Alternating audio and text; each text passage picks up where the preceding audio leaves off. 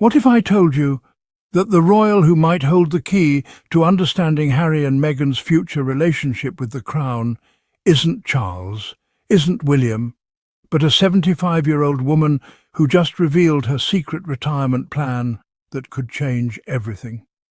Welcome back to Meghan and Harry Tales. I'm your host, Adrian, and today we're diving into a story that's flying under the radar but could reshape the entire royal landscape. Princess Anne, the Princess Royal, turns 75 today, but here's the twist.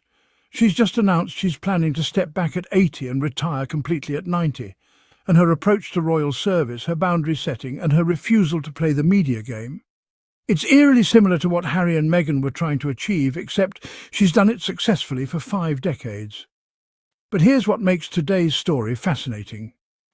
Princess Anne has a very specific policy about milestone birthdays, and royal expert Roya Nikar has just revealed some surprising details about Anne's future plans that could reshape the working royal landscape in ways that might actually benefit Harry and Meghan's position.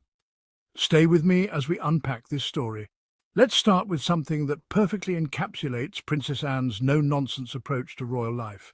According to royal expert Roya Nikar, speaking on the Royals with Roya and Kate podcast, Anne follows a strict birthday policy.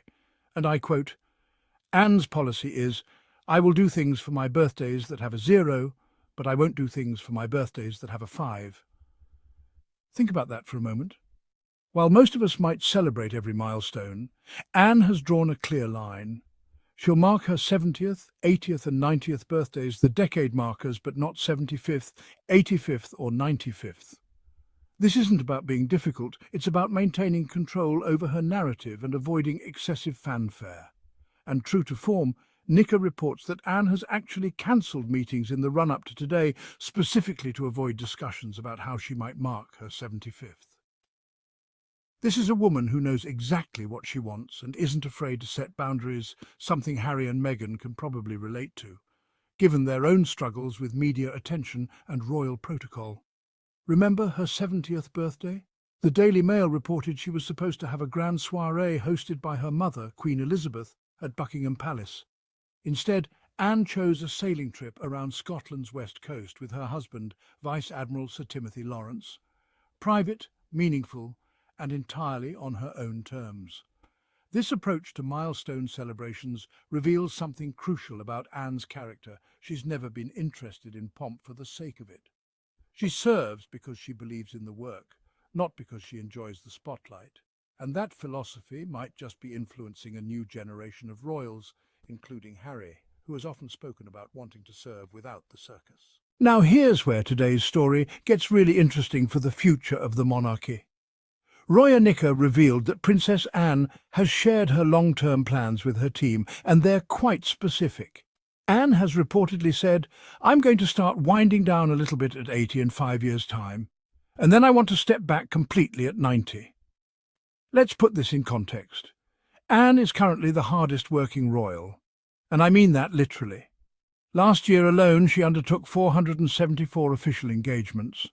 Throughout her adult life, she's completed over 20,000 royal duties. She's patron of more than 300 charities, organisations and military regiments. This is a woman who has been the backbone of the royal work ethic for decades. Nikar suggests Anne might be following the timeline of her late father, Prince Philip, who stepped back from public life completely at 96. But Anne's being more strategic. She's giving 5 years' notice for her gradual wind down and 15 years' notice for her complete retirement.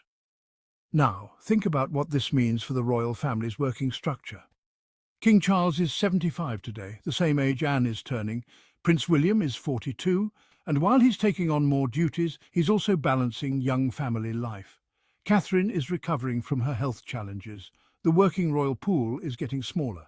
This creates what I call the royal gap, and it's a gap that could theoretically be filled by experienced royals who understand modern media, global outreach, and contemporary issues.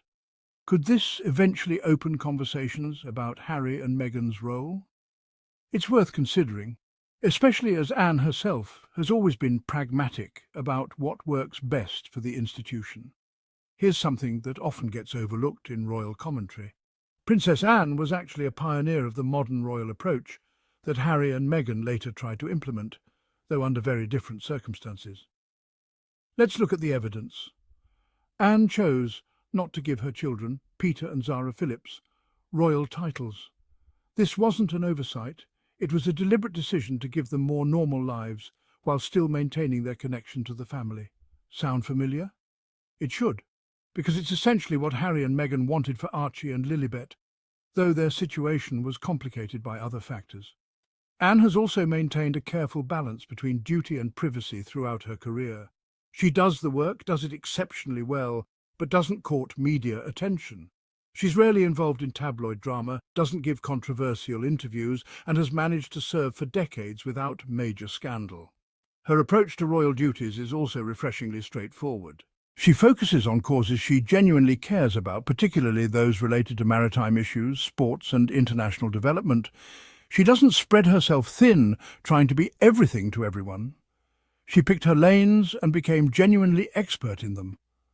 This model of royal service, focused, professional boundary setting is actually quite similar to what Harry and Meghan described wanting in their initial transition plans.